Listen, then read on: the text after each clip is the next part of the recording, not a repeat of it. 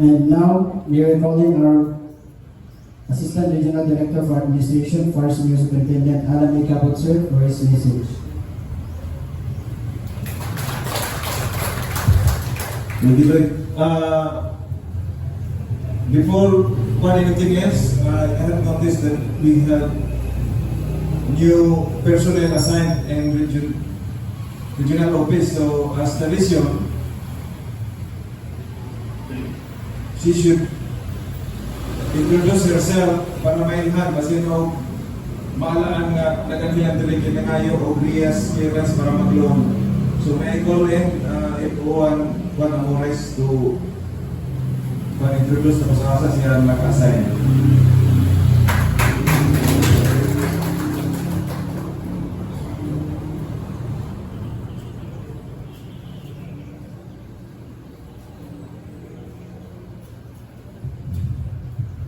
Good morning, everyone. I'm FO1 Blessy S. Amores.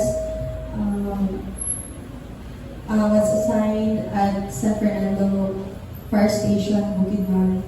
And today, we'll start my duty as Secretary of the Regional Director.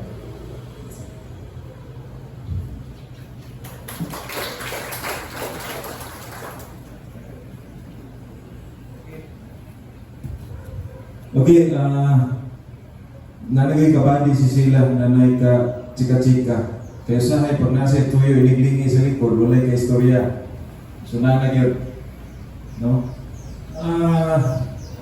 Yesterday, we had a successful kick-off of the Fire Prevention Month 2026 at Orqueta, sa Miss Occidental.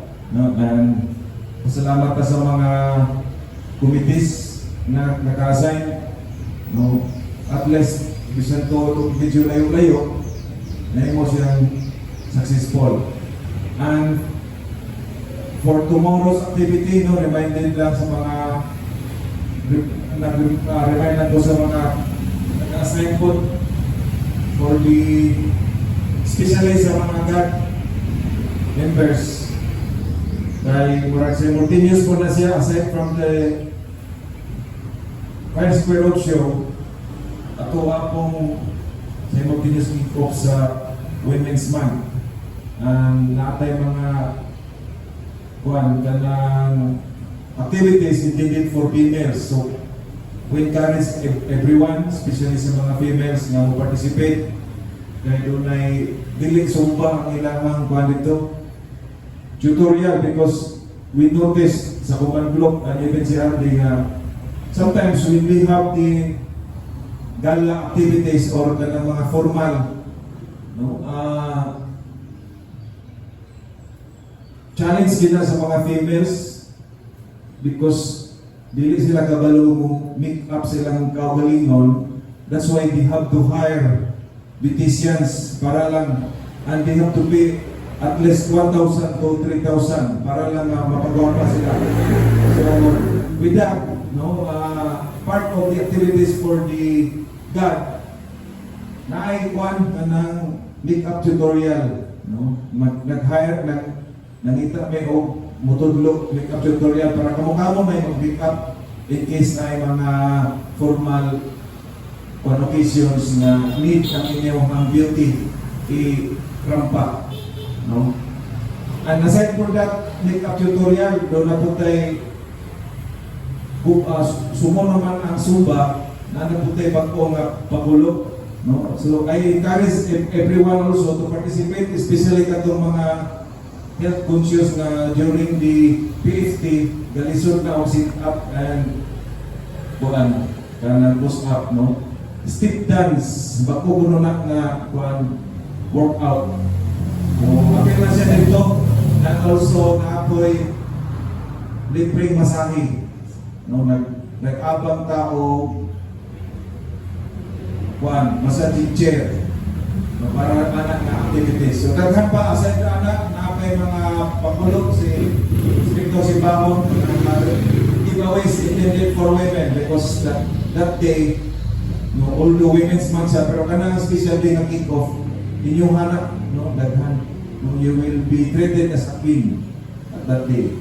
So, kung natatanan dito, especially sa mga females and all the committees. And also, naapoy first Pelucio, which is part of our personnel also from the IPSES involved. So, gahapon po, nag-launching ta sa ato ang national logo for the NFO.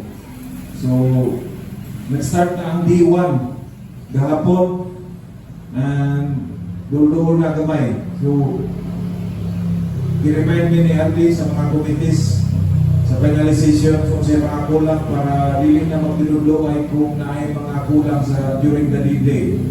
So, kasi mga finalization na karon mga members of the different committees kay nangayo og update si Andy. No? Especially sa ato ang delegates with regards to the uniform, the needed materials for the event and transportation o accommodation. So, kung isa itong mga naka-assign, pareho nag-update kay nag-feedback siya, wala pa siya wala nang abot na CSW with regards to that purpose sa iyang table. So far, mawala na ang mga upcoming activities ito. The big one is the NFO, Panasen from the activities for this week. So again, tinabangay lang ta para successful ang atong activities. Especially ang kanang NFO because that will also reflect not only the DB but to our mga personnel nato sa Region 10 para maayo ang feedback, ma-challenge ang next post. Another thing before dismiss reminders lang because as per information, our nakatungato ang kauban na ningunan na nato si Isipuan Malingin will be once siya ilubong sa karong Sabado and I think plano si Arvin na kung dili siya loaded sa iyang schedules, he will be the one giving the mandatory na tabang na to contribution. So, kinsa man itong naka-assign anak dito sa region, palihog lang kung kana ipakulikta ang didaan, including the focal person po sa per province para makonsolidate na to before Friday. Dahil mga plano sa ilang mga kapats na mag-last vigil sila sa Friday ay Sabado ang lubong. So, madal ko kasi naka-assign na ng manguligtas sa ito ang voluntary contribution mientras bago pa ang PD atong Friday, wala pa mahurot na ito ang sweldo, magpapaanan pa. Okay. Again, thank you very much for attending the traditional Monday morning flag raising and wishing you all a fruitful week ahead of us. Thank you.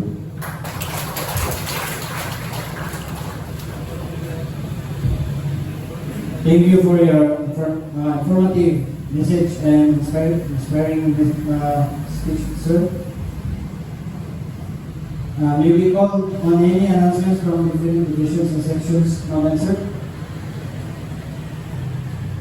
There will be none. Let us now sing with honor and pride the Bagong Pilipinas hymn to be followed by BFP. Ang